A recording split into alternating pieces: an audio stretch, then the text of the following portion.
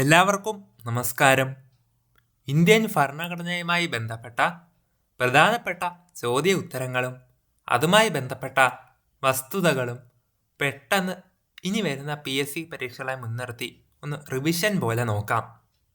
ഒന്നാം ചോദ്യം: നിർദ്ദേശക തത്വങ്ങളിൽ ഉൾപ്പെടാത്തത് ഏത്? ഉത്തരം അയിത്ത നിർമ്മാർജ്ജനം. അപ്പോൾ നിർദ്ദേശക തത്വങ്ങളിൽ ഉൾപ്പെടുന്നത് ഏതൊക്കെയാണ്? കൃഷിയും മൃഗപരിപാലനം, ഏകീകൃത സിവിൽ നിയമം, വ്യവസായ മാനേജ്മെന്റിൽ തൊഴിലാളിയുടെ പങ്കാളിത്തം എന്നിവയെല്ലാം നിർദ്ദേശക തത്വങ്ങളിൽ ഉൾപ്പെടുന്ന കാര്യങ്ങളാണ്. മാർഗനിർദ്ദേശക തത്വങ്ങളെ പറ്റി നോക്കാം. ജനക്ഷേമം മുൻനിർത്തി പദ്ധതികൾ ആവിഷ്കരിച്ച് നടപ്പിലാക്കാൻ കേന്ദ്ര സംസ്ഥാന സർക്കാരുകൾക്ക് ഭരണഘടന നൽകുന്ന നിർദ്ദേശങ്ങളാണ് മാർഗനിർദ്ദേശക തത്വങ്ങൾ. മാർഗനിർദ്ദേശക തത്വങ്ങൾ എന്ന ആശയം ഇന്ത്യ കടം കൊണ്ടിരിക്കുന്ന രാജ്യം അയർലൻഡ്. ലോകത്താദ്യമായി ഭരണഘടനയിൽ മാർഗനിർദ്ദേശക തത്വം ഉൾപ്പെടുത്തിയ രാജ്യം സ്പെയിനാണ്. ഇന്ത്യയിൽ ഉൾപ്പെടുത്താൻ ശുപാർശ ചെയ്ത കമ്മിറ്റി തേജ് ബഹദൂർ സപ്രു കമ്മിറ്റി. തേജ് ബഹദൂർ സപ്രു കമ്മിറ്റിയുടെ നിർദ്ദേശക പ്രകാരമാണ് മാർഗനിർദ്ദേശക തത്വങ്ങൾ ഇന്ത്യൻ ഭരണഘടനയിൽ ഉൾപ്പെടുത്തിയത്. ഇത് വരുന്ന ഭരണഘടനാ ഭാഗം എത്രയാണ്? ഭാഗം 4 പാർട്ട് 4 പ്രകാരമാണ് മാർഗനിർദ്ദേശക തത്വങ്ങളെ പറ്റി പ്രതിപാദിക്കുന്നത്. ആർട്ടിക്കിൾസ് 36 മുതൽ 51 വരെ മാർഗനിർദ്ദേശക തത്വങ്ങളെ പറ്റി പ്രതിപാദിക്കുന്നു. മാർഗനിർദ്ദേശക തത്വത്തിന്റെ പ്രധാനപ്പെട്ട ലക്ഷ്യം ഇന്ത്യയെ ഒരു ക്ഷേമരാഷ്ട്രമാക്കുക, വെൽഫെയർ സ്റ്റേറ്റ് ആക്കി മാറ്റുക, ഭരണനിർവഹണത്തിനും നിയമനിർമ്മാണത്തിനും സർക്കാർ പാലിക്കേണ്ട മാർഗനിർദ്ദേശങ്ങൾ പുറപ്പെടുവിക്കുക എന്നിവയെല്ലാം മാർഗനിർദ്ദേശങ്ങളുടെ ലക്ഷ്യമാണ്. ഗാന്ധിജിയുടെ ക്ഷേമരാഷ്ട്ര സങ്കല്പങ്ങൾ ഉൾക്കൊള്ളുന്ന ഭരണഘടനാ ഭാഗം 4 ആണ്. ഗാന്ധിജിയുടെ ക്ഷേമരാഷ്ട്ര സങ്കല്പങ്ങൾ ഉൾക്കൊള്ളുന്ന ഭരണഘടനാ ഭാഗം 4. മാർഗനിർദ്ദേശക തത്വങ്ങളുടെ വിഭാഗങ്ങൾ. ഭരണഘടനയിൽ ഔദ്യോഗിക വേർതിരിവില്ല. അപ്പോൾ ഏതൊക്കെയാണ് വരുന്നത്? സോഷ്യലിസ്റ്റ് തത്വങ്ങൾ, ഗാന്ധിയൻ തത്വങ്ങൾ, ലിബറൽ, ഇന്റലക്ച്വൽ തത്വങ്ങൾ എന്നിവ വരുന്നുണ്ട്. രാജ്യത്തിന്റെ ഭരണത്തിന്റെ അടിസ്ഥാനം fundamentals to the governance of country എന്നറിയപ്പെടുന്നതും മാർഗനിർദ്ദേശക തത്വങ്ങളെയാണ്. രാജ്യത്തിന്റെ ഭരണത്തിന്റെ അടിസ്ഥാനം അല്ലെങ്കിൽ fundamental to the governance of the country എന്നും അറിയപ്പെടുന്നത് മാർഗനിർദ്ദേശക തത്വങ്ങൾ. ഇന്ത്യൻ ഭരണഘടനയുടെ ഓപ്പറേറ്റീവ് പാർട്ട് എന്നും അറിയപ്പെടുന്നത് മാർഗനിർദ്ദേശക തത്വങ്ങളെയാണ്. ഇന്ത്യൻ ഭരണഘടനയുടെ ഓപ്പറേറ്റീവ് പാർട്ട് മാർഗനിർദ്ദേശക തത്വങ്ങൾ. വില്ലേജ് പഞ്ചായത്തുകൾ രൂപീകരിക്കാൻ സംസ്ഥാന സർക്കാരുകളെ ചുമതലപ്പെടുത്തുന്ന ഭരണഘടനാ അനുച്ഛേദം എത്രയാണ്? ഉത്തരം ആർട്ടിക്കിൾ 40 പ്രകാരമാണ്. അനുച്ഛേദം 40 പ്രകാരമാണ് വില്ലേജ് പഞ്ചായത്തുകൾ രൂപീകരിക്കാൻ സംസ്ഥാന സർക്കാരെ ചുമതലപ്പെടുത്തുന്ന ഭരണഘടനാ അനുച്ഛേദം 40 ആണ്. ഇനി പ്രധാനപ്പെട്ട ആർട്ടിക്കിൾസ് ഒക്കെ നോക്കാം. പ്രധാനമായും ആർട്ടിക്കിൾ 36 മുതൽ 51 വരെയാണ് നമ്മൾ ഇപ്പോൾ ഡിസ്കസ് ചെയ്യാൻ പോകുന്നത്. ആർട്ടിക്കിൾ 36 അത് സ്റ്റേറ്റിനെ പറ്റി പറയുന്നു. സ്റ്റേറ്റ് എന്നതിന്റെ നിർവചനത്തെ പറ്റി പറയുന്നത് ആർട്ടിക്കിൾ 36 ആണ്. ഭാഗം 3 ആർട്ടിക്കിൾ 12 സമാനമായിട്ടുള്ള നിർവചനമാണ് ആർട്ടിക്കിൾ 36 ഉള്ളത്. സ്റ്റേറ്റിൽ ഉൾപ്പെടുന്നത് എന്തൊക്കെയാണ്? കേന്ദ്ര സർക്കാർ, പാർലമെന്റ്, സംസ്ഥാന സർക്കാർ, നിയമസഭകൾ, തദ്ദേശ സ്വയംഭരണ സ്ഥാപനങ്ങൾ, സ്റ്റാറ്റ്യൂട്ടറി, നോൺ സ്റ്റാറ്റ്യൂട്ടറി സ്ഥാപനങ്ങൾ, സർക്കാർ നിയന്ത്രണത്തിൽ ഉള്ളതും ധനസഹായം ലഭിക്കുന്നതുമായിട്ടുള്ള മറ്റ് സ്ഥാപനങ്ങൾ എന്നിവയെല്ലാം സ്റ്റേറ്റിൽ ഉൾപ്പെടുന്നു. ആർട്ടിക്കിൾ 37 നോക്കാം. ആർട്ടിക്കിൾ 37 പറയുന്നത് കോടതിയിൽ നടപ്പാക്കാൻ ആവില്ല, നോൺ ജസ്റ്റിസിബിളിനെ പറ്റിയാണ്. നിർദ്ദേശക തത്വങ്ങൾ കോടതിയിൽ നടപ്പിലാക്കാൻ ആവശ്യപ്പെടാൻ ആവില്ല. എന്നാൽ ഭരണത്തിനും നിയമനിർമ്മാണത്തിനും ഇവ അടിസ്ഥാന മാർഗനിർദ്ദേശക തത്വങ്ങളാണ്. ആർട്ടിക്കിൾ 38 പ്രകാരം സാമൂഹിക നീതിയും ജനക്ഷേമത്തെ പറ്റി പ്രതിപാദിക്കുന്നു. സാമൂഹിക നീതി, ജനക്ഷേമം ഉറപ്പുവരുത്തുക, വരുമാനം, പദവി, അവസരം, സൗകര്യം എന്നിവയിലെ അസമത്വം കുറയ്ക്കുക എന്നിവ പറയുന്നത് ആർട്ടിക്കിൾ 38 പ്രകാരമാണ്. ഇനി ആർട്ടിക്കിൾ 39 നോക്കാം. ആർട്ടിക്കിൾ 39 പ്രകാരം രാഷ്ട്രം പാലിക്കേണ്ട ചില അടിസ്ഥാന തത്വങ്ങളെ പറ്റിയാണ് പ്രതിപാദിക്കുന്നത്. അത് ഓരോന്നും സബ് ക്ലോസ് ആയിട്ട് നമുക്ക് നോക്കാം. ആർട്ടിക്കിൾ 39A പ്രകാരം പറയുന്നു, എല്ലാ പൗരന്മാർക്കും മതിയായ ഉപജീവന മാർഗം ഉറപ്പാക്കുക. 39B സമൂഹത്തിന്റെ വിഭവങ്ങൾ പൊതു നന്മയ്ക്കായി നീതിപൂർവം വിതരണം ചെയ്യുക. 39C സമ്പത്തും ഉൽപാദന ഉപാധികളും ചുരുക്കം ചിലരിൽ മാത്രം കേന്ദ്രീകരിക്കാതിരിക്കുക. 39D തുല്യ ജോലിക്ക് തുല്യ വേതനം. 39E തൊഴിലാളികളുടെ കുട്ടികൾക്കും ആരോഗ്യവും ശക്തിയും ചൂഷണത്തിൽ നിന്നും സംരക്ഷിക്കുക. 39E പ്രകാരമാണ് പറയുന്നത്. 39F കുട്ടികളുടെ ആരോഗ്യകരമായ വളർച്ചയും സംരക്ഷണവും ഉറപ്പാക്കുക എന്ന്. 39F പ്രകാരം കുട്ടികളുടെ ആരോഗ്യകരമായ വളർച്ചയും സംരക്ഷണവും ഉറപ്പാക്കുക എന്ന് പറയുന്നു. ആർട്ടിക്കിൾ 40 നോക്കാം. ആർട്ടിക്കിൾ 40 പഞ്ചായത്തുകളുടെ രൂപീകരണത്തെ പറ്റി പ്രതിപാദിക്കുന്നു. ഗ്രാമപഞ്ചായത്ത്, വില്ലേജ് പഞ്ചായത്തുകളും അതിനെ രൂപീകരിക്കാനും അവയ്ക്ക് ആവശ്യമായ അധികാരങ്ങൾ നൽകാനും സംസ്ഥാന സർക്കാരിനെ നിർദ്ദേശിക്കുന്നത് ആർട്ടിക്കിൾ 40 പ്രകാരമാണ്. ആർട്ടിക്കിൾ 41 ജോലി, വിദ്യാഭ്യാസം, പൊതുസഹായത്തെ പറ്റി പ്രതിപാദിക്കുന്നു. ജോലി, വിദ്യാഭ്യാസം, പൊതുസഹായം ആർട്ടിക്കിൾ 41 ആണ്. ജോലി ചെയ്യാനുള്ള അവകാശം, വിദ്യാഭ്യാസത്തിനുള്ള അവകാശത്തെ എല്ലാം പറ്റി പ്രതിപാദിക്കുന്നു. തൊഴിൽ ഇല്ലായ്മ, രോഗം, വാർദ്ധക്യം, അംഗവൈകല്യം തുടങ്ങിയ സാഹചര്യത്തിൽ പൊതുസഹായം ഉറപ്പാക്കുക. ഉദാഹരണം തൊഴിലില്ലായ്മ വേതനം, വിവിധ പെൻഷൻ പദ്ധതികളൊക്കെ ആർട്ടിക്കിൾ 41 പ്രകാരമാണുള്ളത്. ആർട്ടിക്കിൾ 42 മാനുഷിക തൊഴിൽ സാഹചര്യം. നീതിപൂർവവും മനുഷ്യോചിതവുമായിട്ടുള്ള തൊഴിൽ സാഹചര്യം ഉറപ്പാക്കുക. പ്രസവ ആനുകൂല്യങ്ങൾ, അതായത് മെറ്റേണിറ്റി റിലീഫ് ഉറപ്പാക്കുക എന്നിവയെല്ലാം ആർട്ടിക്കിൾ 42 പ്രകാരമാണ് നൽകുന്നത്. ബന്ധപ്പെട്ട നിയമങ്ങൾ maternity benefit act 1961, payment of gratuity act 1972 ഒക്കെ ആർട്ടിക്കിൾ 42 പ്രകാരമാണുള്ളത്. അടുത്തൊരു ചോദ്യം, ഇന്ത്യൻ ഭരണഘടനയുടെ വകുപ്പ് 44 ഉൾപ്പെട്ടിരിക്കുന്ന ഭരണഘടനയുടെ ഏത് തത്വങ്ങളാണ്? ഇന്ത്യൻ ഭരണഘടന വകുപ്പ് 44 നിർദ്ദേശക തത്വങ്ങളെ പറ്റി പ്രതിപാദിക്കുന്നു. അപ്പോൾ ആർട്ടിക്കിൾ 43 എന്താണ് പറയുന്നത്? തൊഴിലാളിയുടെ ക്ഷേമത്തെ പറ്റി ആർട്ടിക്കിൾ 43 പ്രതിപാദിക്കുന്നു. തൊഴിലാളികൾക്ക് ഉപജീവനമായിട്ടുള്ള വേതനം, ലിവിംഗ് വേജ് ഉറപ്പാക്കുക. കുടിൽ വ്യവസായം, കോട്ടേജ് ഇൻഡസ്ട്രീസുടെ പ്രോത്സാഹനം നൽകുന്നതൊക്കെ ആർട്ടിക്കിൾ 43 പ്രകാരമാണ്. ആർട്ടിക്കിൾ 43A നോക്കണം. വ്യവസായങ്ങളിൽ തൊഴിലാളിയുടെ പങ്കാളിത്തത്തെ പറ്റി പറയുന്നു. ആർട്ടിക്കിൾ 43A വ്യവസായ സ്ഥാപനങ്ങളുടെ മാനേജ്മെന്റിൽ തൊഴിലാളികളുടെ പങ്കാളിത്തം ഉറപ്പാക്കുക. 42 ഭരണഘടനാ ഭേദഗതി 1976 പ്രകാരമാണ് ഇതിനെ കൂട്ടിച്ചേർത്തത്. എന്താണ്? വ്യവസായ സ്ഥാപനങ്ങളുടെ മാനേജ്മെന്റിൽ തൊഴിലാളിയുടെ പങ്കാളിത്തം ഉറപ്പാക്കാൻ പറയുന്നത് 42 ഭരണഘടനാ ഭേദഗതി 1976 പ്രകാരമാണ് 43A ഇത് കൂട്ടിച്ചേർത്തത്. അടുത്തതായി ആർട്ടിക്കിൾ 43B സഹകരണ സംഘങ്ങളുടെ ഉന്നമനത്തെ പറ്റി പറയുന്നു. ആർട്ടിക്കിൾ 43B സഹകരണ സംഘങ്ങളുടെയും സ്വയംഭരണവും ജനാധിപത്യ നിയന്ത്രണവും പ്രോത്സാഹിപ്പിക്കുക. 97 ഭരണഘടനാ ഭേദഗതി 2011-12 വഴിയാണ് ഇതിനെ കൂട്ടിച്ചേർത്തത്. 97 ഭരണഘടനാ ഭേദഗതി പ്രകാരം ആർട്ടിക്കിൾ 43B ഇത് കൂട്ടിച്ചേർത്തു. അടുത്ത ഇമ്പോർട്ടന്റ് കാര്യം ആർട്ടിക്കിൾ 44 നമുക്ക് ഏവർക്കും അറിയാം. ഏകീകൃത സിവിൽ കോഡ്, യൂണിഫോം സിവിൽ കോഡിനെ പറ്റി പറയുന്നു. ആർട്ടിക്കിൾ 44 ഇന്ത്യയിലെ എല്ലാ പൗരന്മാർക്കും ഒരേ സിവിൽ നിയമം നടപ്പിലാക്കാൻ രാഷ്ട്രം ശ്രമിക്കണം. ഏകീകൃത സിവിൽ കോഡുള്ള നിലവിലുള്ള സംസ്ഥാനം ഏതാണ്? ഗോവ. ഏകീകൃത സിവിൽ കോഡ് നിലവിലുള്ള സംസ്ഥാനം ഗോവയാണ്. ആർട്ടിക്കിൾ 45 നോക്കാം. 6 വയസ്സിന് താഴെയുള്ള കുട്ടികളെ പറ്റി പ്രതിപാദിക്കുന്നു. ആർട്ടിക്കിൾ 45 എന്താണ് പറയുന്നത്? 6 വയസ്സിന് താഴെയുള്ള കുട്ടികൾ പ്രാരംഭ ശിശു പരിചരണവും വിദ്യാഭ്യാസവും ഉറപ്പാക്കുന്നത് ആർട്ടിക്കിൾ 45 പ്രകാരമാണ്. അടുത്തതായി ആർട്ടിക്കിൾ 46 SC/ST ദുർബല വിഭാഗത്തെ പറ്റി പറയുന്നു. പട്ടികജാതി, പട്ടികവർഗം, മറ്റ് ദുർബല വിഭാഗങ്ങൾ എന്നിവയുടെ വിദ്യാഭ്യാസ സാമ്പത്തിക താൽപ്പര്യങ്ങൾ സംരക്ഷിക്കുകയും വികസിപ്പിക്കുകയും ചെയ്യുക, ചൂഷണത്തിൽ നിന്നും അവരെ സംരക്ഷിക്കുക എന്നത് ആർട്ടിക്കിൾ 46 പ്രകാരമാണ്.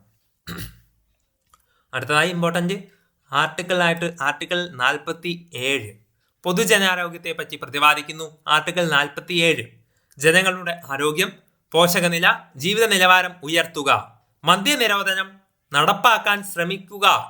മദ്യനിരോധനം നടപ്പാക്കാൻ ശ്രമിക്കുന്നത് ആർട്ടിക്കിൾ 47 പ്രകാരമാണ്. ഒരു ഇമ്പോർട്ടന്റ് കാര്യം നോക്കിക്കോ. രൂപീകരണം മുതൽ തന്നെ മദ്യനിരോധനം നടപ്പാക്കിയ സംസ്ഥാനം ഏതാണ്? ഇമ്പോർട്ടന്റ് ചോദ്യമാണ്. ഗുജറാത്താണ് ഉത്തരം. രൂപീകരണം മുതൽ തന്നെ സമ്പൂർണ്ണ മദ്യനിരോധനം നടപ്പാക്കിയ സംസ്ഥാനം ഗുജറാത്ത്. ആർട്ടിക്കിൾ 48 നോക്കാം. കൃഷിയും മൃഗസംരക്ഷണവും. കൃഷിയും മൃഗസംരക്ഷണവും വികസിപ്പിക്കുക, ഗോവധ നിരോധനം നടപ്പിലാക്കുക എന്നിവ ആർട്ടിക്കിൾ 48 പ്രകാരമാണ് വരുന്നത്. ഒരു ചോദ്യം, ഗോവധ നിരോധന നിയമം ആദ്യം നടപ്പാക്കിയ സംസ്ഥാനം ഏതാണ്? ഉത്തരം ഗുജറാത്ത്. ഗോവധ നിരോധന നിയമം ആദ്യമായി വന്നത് ഗുജറാത്തിലാണ്. ആർട്ടിക്കിൾ 48A പരിസ്ഥിതി സംരക്ഷണവുമായി ബന്ധപ്പെട്ട് ഉള്ളതാണ്. ആർട്ടിക്കിൾ 48A വനങ്ങൾ, വന്യജീവി, പരിസ്ഥിതി എന്നിവ സംരക്ഷിക്കുക. 42ാം ഭരണഘടനാ ഭേദഗതി 1976 പ്രകാരമാണ് ഇതിനെ ചേർത്തത്. അടുത്തതായി ആർട്ടിക്കിൾ 49 ദേശീയ പ്രാധാന്യമുള്ള സ്മാരകങ്ങളെ പറ്റി പ്രതിപാദിക്കുന്നു. ചരിത്ര സ്മാരകങ്ങൾ, ദേശീയ പ്രാധാന്യമുള്ള വസ്തുക്കളും സ്ഥലങ്ങളും സംരക്ഷിക്കുക എന്ന് പറയുന്നത് ആർട്ടിക്കിൾ 49 പ്രകാരമാണ്. ആർട്ടിക്കിൾ 50 നീതിന്യായ വ്യവസ്ഥയെ പറ്റിയാണ് പറയുന്നത്. ആർട്ടിക്കിൾ 50 നീതിന്യായ വ്യവസ്ഥ. നീതിന്യായ വിഭാഗത്തെ കാര്യനിർവഹണ വിഭാഗത്തിൽ നിന്നും വേർതിരിക്കുന്നത് ആർട്ടിക്കിൾ 50 പ്രകാരമാണ്.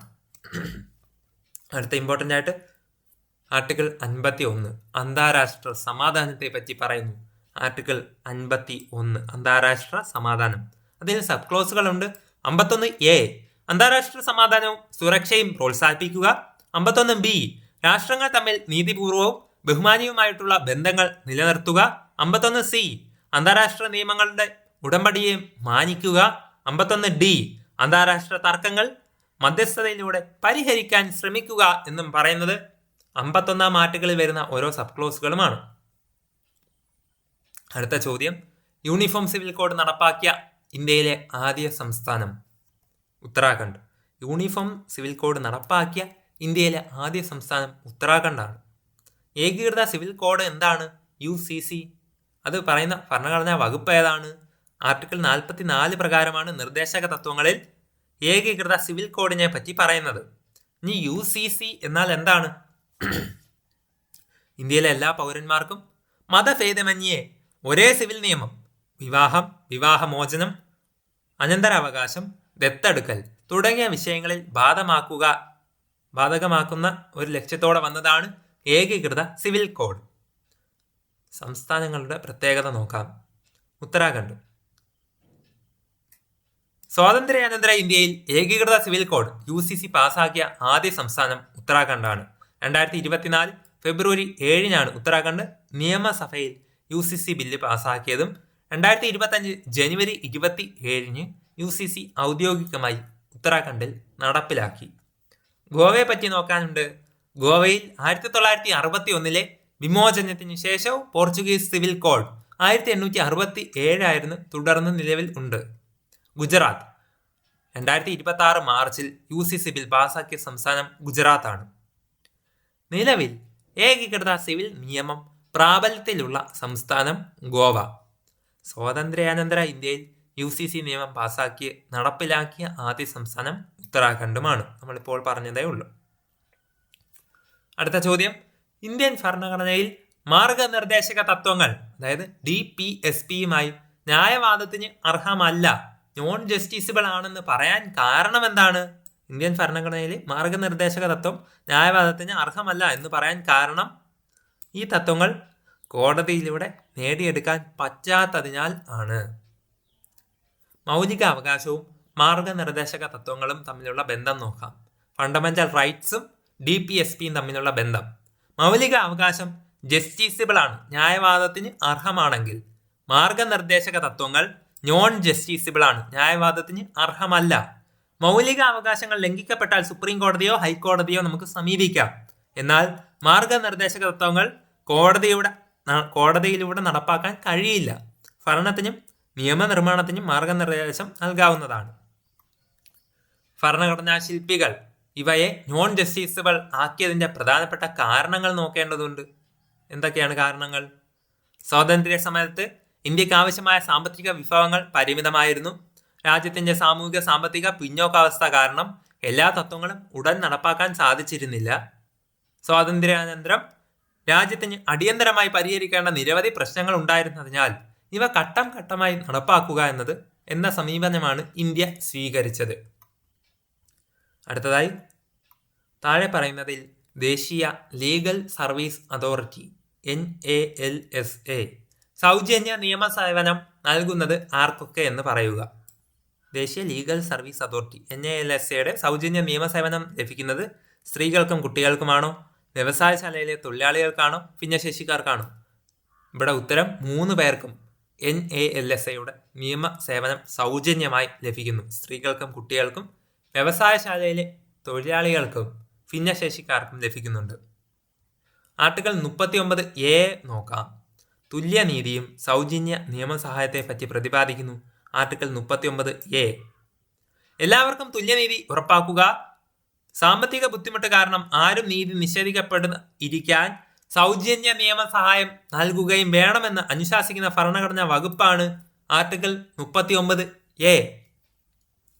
സൗജന്യ നിയമസഹായത്തിന് അർഹരായവർ ആരൊക്കെയാണ്? സ്ത്രീകളും കുട്ടികളും, പട്ടികജാതി പട്ടികവർഗ വിഭാഗക്കാർ, വ്യവസായ തൊഴിലാളികൾ, ഭിന്നശേഷിക്കാർ, പേഴ്സൺസ് വിത്ത് ഡിസബിലിറ്റീസ്, ബഹുജന ദുരന്തം, അക്രമം, വെള്ളപ്പൊക്കം, വരൾച്ച, ഭൂകമ്പം, വ്യവസായ ദുരന്തം എന്നിവയുടെ ഇരകൾ, കസ്റ്റഡിയിലുള്ള വ്യക്തികൾ, മനുഷ്യക്കടത്തിന്റെ ഇരകൾ, യാചകർ, നിശ്ചിത വാർഷിക വരുമാന പരിധിക്കും താഴെയുള്ളവർ. അതായത് സാധാരണ 1 ലക്ഷം രൂപ വരെ വാർഷിക വരുമാനം ഉള്ളവരാണെങ്കിലും സുപ്രീം കോടതിയുടെ ലീഗൽ സർവീസ് കമ്മിറ്റി മുൻപാകെ കേസുകളിൽ 1.25 ലക്ഷം രൂപ വരെയുള്ളവർക്കും സൗജന്യമായിട്ടുള്ള നിയമസഹായത്തിന് അർഹതയുണ്ട്. NALSA എന്താണ്? നാഷണൽ ലീഗൽ സർവീസ് അതോറിറ്റിയാണ് NALSA. Legal service authority act 1987 പ്രകാരമാണ് രൂപീകരിച്ചത്. സാമ്പത്തികമായോ സാമൂഹികമായോ പിന്നോക്കം നിൽക്കുന്നവർക്ക് സൗജന്യ നിയമസഹായം ലഭ്യമാക്കുക എന്നതാണ് NALSAയുടെ ഉദ്ദേശം. ലീഗൽ സർവീസ് അതോറിറ്റി ആക്ട് 1987 പ്രകാരമാണ് ഇത് രൂപീകരിച്ചത്. അടുത്ത ചോദ്യം, ഇന്ത്യൻ ഭരണഘടനയുടെ ഏത് അനുച്ഛേദത്തിലാണ് മൗലിക കടമകളെ കുറിച്ച് പ്രതിപാദിക്കുന്നത്? മൗലിക കടമകളെ പറ്റി പ്രതിപാദിക്കുന്നത് അനുച്ഛേദം 51A മൗലിക കടമകളെ കുറിച്ച് പ്രതിപാദിക്കുന്നത്. അപ്പോൾ മൗലിക കടമകൾ, ഫണ്ടമെന്റൽ ഡ്യൂട്ടീസ് എന്നിവയെ പറ്റി ഒന്ന് നോക്കണം. ഭരണഘടനയിലെ അനുച്ഛേദം 51A ആണ് നമ്മളിപ്പോൾ പഠിച്ചു. ഭരണഘടനയിൽ വരുന്ന ഭാഗം എത്രയാണ്? മൗലിക കടമകളെ പറ്റി പറയുന്ന ഭരണഘടനയിലെ ഭാഗം 4A, പാർട്ട് 4A മൗലിക കടമകളെ പറ്റി ഭരണഘടനയിൽ പ്രതിപാദിക്കുന്നത്. മൗലിക കടമകൾ എന്ന ആശയം ഇന്ത്യ കടം കൊണ്ടിരിക്കുന്ന രാജ്യം USSR അല്ലെങ്കിൽ മുൻ സോവിയറ്റ് യൂണിയനിൽ നിന്നുമാണ് മൗലിക കടമ എന്ന ആശയം ഇന്ത്യ സ്വീകരിച്ചത്. ഭരണഘടനയിൽ ഉൾപ്പെടുത്തിയ വർഷം ഇമ്പോർട്ടൻ്റ് ആണ്, 1976. ഇത് പ്രാബല്യത്തിൽ വന്നത് 1977 ജാനുവരി 3 പ്രധാനപ്പെട്ട ഭരണഘടനാ ഭേദഗതികളെ നോക്കാം. 42ാം ഭരണഘടനാ ഭേദഗതി എന്നാണ് വന്നത്? 1976. സ്വരൻ സിംഗ് കമ്മിറ്റിയുടെ ശുപാർശ പ്രകാരം മൗലിക കടമകൾ ഭരണഘടനയിൽ ഉൾപ്പെടുത്തി 10 മൗലിക കടമകളാണ് അന്നുണ്ടായിരുന്നത്. 51A സബ് ക്ലോസ് A മുതൽ J വരെ ചേർത്തു. പക്ഷേ 86ാം ഭരണഘടനാ ഭേദഗതി നമുക്ക് നോക്കണം. 2002 ഇത് വന്നത്. 11ാമത്തെ മൗലിക കടമകൾ കൂട്ടിച്ചേർത്തത് 2002 86ാം ഭരണഘടനാ ഭേദഗതിയിലൂടെയാണ്. അതായത് 51A sub close K 51A പ്രകാരം 6 മുതൽ 14 വയസ്സ് വരെ പ്രായമുള്ള കുട്ടികൾക്ക് വിദ്യാഭ്യാസം ലഭിക്കാനുള്ള അവസരം ഒരുക്കുക എന്നത് രക്ഷിതാവിൻ്റെയോ സംരക്ഷകന്റെയോ മൗലിക കടമ ആണ് എന്നുള്ളത് കൂട്ടിച്ചേർത്തത് 86ാം ഭരണഘടനാ ഭേദഗതി 2002 പ്രകാരമാണ്. അടുത്ത ചോദ്യം, ഇന്ത്യൻ ഭരണഘടനയിൽ ഏത് വകുപ്പാണ് ദേശീയ പതാകയെ പറ്റി പ്രതിപാദിക്കുന്നത്? ഉത്തരം 51A sub close A 51A ദേശീയ പതാകയെ പറ്റി പ്രതിപാദിക്കുന്ന വകുപ്പാണ് 51A. അപ്പോൾ മൗലിക കടമകൾ 51A നമുക്ക് വിശദമായി ഒന്ന് പെട്ടെന്ന് നോക്കാം. 51A സബ് ക്ലോസ് A ഭരണഘടനയെ അനുസരിക്കുക, ഭരണഘടനയുടെ ആദർശങ്ങളും സ്ഥാപനങ്ങളെയും ആദരിക്കുക, ദേശീയ പതാകയും ദേശീയ ഗാനത്തെയും ആദരിക്കുക എന്ന് പറയുന്നത് 51A sub close A. 51A sub close B സ്വാതന്ത്ര്യ സമരത്തിന് പ്രചോദനമായിട്ടുള്ള മഹത്തായ ആദർശങ്ങൾ പരിപോഷിപ്പിക്കുകയും പിന്തുടരുകയും ചെയ്യുക. 51A സബ് ക്ലോസ് C ഭാരതത്തിന്റെ പരമാധികാരം, ഐക്യം, അഖണ്ഡത സംരക്ഷിക്കുക. 51A സബ് ക്ലോസ് D രാജ്യം സംരക്ഷിക്കുക, ദേശീയ സേവനത്തിന് വിളിക്കുമ്പോൾ സേവനം അനുഷ്ഠിക്കുക. 51A സബ് ക്ലോസ് ഇ മത, ഭാഷ, പ്രദേശ, വർഗ വ്യത്യാസങ്ങൾക്ക് അതീതമായി സൗഹൃദവും സാഹോദര്യവും വളർത്തുക. സ്ത്രീകളുടെ അന്തസ്സിന് വിരുദ്ധമായുള്ള ആചാരങ്ങൾ ഉപേക്ഷിക്കുക എന്ന് പറയുന്നത് 51A സബ് ക്ലോസ് ഇ ആണ്. 51A സബ് ക്ലോസ് എഫ് ഇന്ത്യയുടെ സമ്മിശ്ര സംസ്കാരത്തിന്റെ സമ്പന്നമായ പാരമ്പര്യം സംരക്ഷിക്കുക. 51A സബ് ക്ലോസ് ജി പരിസ്ഥിതി, വനങ്ങൾ, തടാകങ്ങൾ, നദികൾ, വന്യജീവികൾ എന്നിവ സംരക്ഷിക്കുകയും മെച്ചപ്പെടുത്തുകയും ചെയ്യുക. എല്ലാ ജീവജാലങ്ങളോടും കാരുണ്യം കാണിക്കുക എന്നൊക്കെ പറയുന്നത് 51A സബ് ക്ലോസ് ജി പ്രകാരമാണ്. അടുത്തതായി 51A സബ് ക്ലോസ് എച്ച് ശാസ്ത്രീയ മനോഭാവം, മാനവികത, അന്വേഷണ പരിഷ്കരണ മനോഭാവം വളർത്തുക. 51A സബ് ക്ലോസ് ഐ പൊതുസ്വത്ത് സംരക്ഷിക്കുക, ആക്രമം ഉപേക്ഷിക്കുക എന്നതിനെ പറ്റി പറയുന്നു. 51A സബ് ക്ലോസ് ജെ വ്യക്തിപരമായും കൂട്ടായുമുള്ള മികവ് എക്സലൻസ് കൈവരിക്കാനായിട്ട് പരിശ്രമിക്കുക എന്ന് പറയുന്നു. 51A കെ 6 മുതൽ 14 വയസ്സ് വരെയുള്ള കുട്ടികൾക്ക് വിദ്യാഭ്യാസത്തിനുള്ള അവകാശം ഒരുക്കുക എന്നത് മാതാപിതാക്കളുടെയോ രക്ഷകർത്താക്കളുടെയോ മൗലിക കടമ ആണെന്ന് പറയുന്നത് 51A കെ. അടുത്ത ചോദ്യം, ഇന്ത്യൻ മൗലിക കടമകൾ ഉൾപ്പെടുത്താൻ ശുപാർശ ചെയ്ത കമ്മിറ്റി ഏതാണ്? ഉത്തരം സ്വരൺ സിംഗ് കമ്മിറ്റി പ്രകാരമാണ് ഇന്ത്യൻ ഭരണഘടനയിൽ മൗലിക കടമകൾ ഉൾപ്പെടുത്താൻ ശുപാർശ ചെയ്തത്. അപ്പോൾ സ്വരൺ സിംഗ് കമ്മിറ്റിയെ പറ്റി പെട്ടെന്ന് നോക്കാം. സ്വരൺ സിംഗ് കമ്മിറ്റി രൂപീകരിച്ച വർഷം 1976.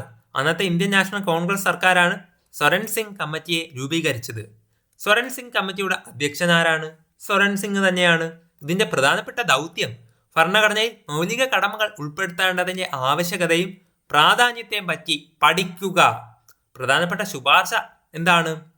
ഭരണഘടനയിൽ മൗലിക കടമകൾക്കായി ഒരു പുതിയ ഭാഗം, അതായത് പാർട്ട് 4A ഉൾപ്പെടുത്തണം എന്ന് ശുപാർശ ചെയ്തത് സ്വരൺ സിംഗ് കമ്മിറ്റി ആണ്. കമ്മിറ്റി ശുപാർശ ചെയ്ത മൗലിക കടമകളുടെ എണ്ണം 8 എണ്ണമാണ്. ഭരണഘടനയിൽ ഉൾപ്പെടുത്തിയത് 42ാം ഭരണഘടനാ ഭേദഗതി പ്രകാരമാണ്. 42ാം ഭരണഘടനാ ഭേദഗതിയുടെ വർഷം നമ്മൾ പഠിച്ചു 1976 അതുവഴി 10 മൗലിക കടമകളാണ് അന്ന് ചേർത്തത്. പിന്നീട് 86ാം ഭരണഘടനാ ഭേദഗതി 2002 പ്രകാരമാണ് 11 മൗലിക കടമകളായിട്ട് ഇന്ത്യൻ ഭരണഘടനയിൽ കൂട്ടിച്ചേർത്തത്. നിലവിൽ ഇപ്പോൾ 11 മൗലിക കടമകളാണ് ഉള്ളത്. മറ്റ് പ്രധാനപ്പെട്ട വിവരങ്ങൾ: അന്താരാഷ്ട്ര മനുഷ്യാവകാശ പ്രഖ്യാപനവുമായിട്ടുള്ള ബന്ധം. 1948 universal declaration of human rights UDHR അതിലെ ആർട്ടിക്കിൾ 29(1) പ്രകാരം വ്യക്തിക്ക് സമൂഹത്തോട് ചില കടമകൾ ഉണ്ടെന്ന് വ്യക്തമാക്കുന്നു. ഇത് നമുക്കൊരു പ്രചോദനമായിട്ട് പരിഗണിക്കപ്പെട്ടു. അടുത്തതായി സ്റ്റിസ് വർമ്മ കമ്മിറ്റി മൗലിക കടമകൾ നടപ്പിലാക്കാനുള്ള നിയമവ്യവസ്ഥകളുടെ നിലനിൽപ്പ് പരിശോധിക്കാൻ നിയമിക്കപ്പെട്ട ഒരു കമ്മിറ്റിയാണ് സ്റ്റിസ് വർമ്മ കമ്മിറ്റി. സോ ഫ്രണ്ട്സ്, ഇതോടുകൂടി ഈ ഒരു വീഡിയോ, ഭരണഘടനയുമായി ബന്ധപ്പെട്ട പ്രധാനപ്പെട്ട ചോദ്യോത്തരങ്ങളുമായുള്ള ഈ ഒരു വീഡിയോ, അതേപോലെ ആർട്ടിക്കിൾസും ഒക്കെയാണ് നമ്മൾ ഈ വീഡിയോയിലൂടെ ഉൾപ്പെടുത്തി നൽകിയത്. വീഡിയോ നിങ്ങൾക്ക് ഇഷ്ടപ്പെട്ടെങ്കിൽ ലൈക്ക് ചെയ്യാനും നിങ്ങളുടെ ഫ്രണ്ട്സിനൊക്കെ ഒന്ന് ഷെയർ ചെയ്ത് കൊടുക്കാനും നിങ്ങളുടെ അഭിപ്രായങ്ങളും നിർദ്ദേശങ്ങളും ഇനി നിങ്ങൾക്കും ഇതേപോലുള്ള ടോപ്പിക്സും ഒക്കെ വേണമെങ്കിൽ അതൊക്കെ നിങ്ങളൊന്ന് കമൻ്റായി രേഖപ്പെടുത്തി അറിയിക്കാനും മറക്കരുത്. ഇതേപോലെയുള്ള കൂടുതൽ useful PSC tips and tricks, മറ്റ് റാങ്ക് ഫയൽ എക്സ്പ്ലനേഷൻ, മറ്റ് ടോപ്പിക് വൈസ് വീഡിയോസ് എന്നിവ നിങ്ങൾക്ക് ലഭിക്കണമെങ്കിൽ റാങ്ക് ഫയൽസ് എക്സ്പ്ലെയിനർ എന്ന ഈ ഒരു ചാനൽ നിങ്ങൾ സബ്സ്ക്രൈബ് ചെയ്ത് ഇപ്പോൾ തന്നെ കൂടെ ചേരുക. കൂടുതൽ വീഡിയോസുമായി ഞാൻ വീണ്ടും വരുന്നതാണ്. ഏവർക്കും നന്ദി, നമസ്കാരം.